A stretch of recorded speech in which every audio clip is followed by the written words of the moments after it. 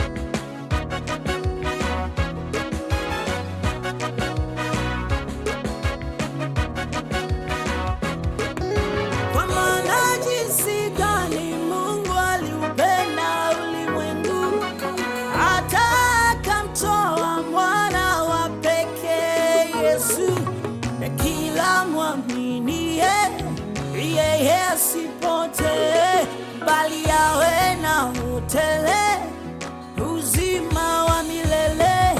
Yeye akuona kule kwa sawa na Mungu, ni kitu cha kushikilia, kwaza kwake nguvu, alijinyima utukufu.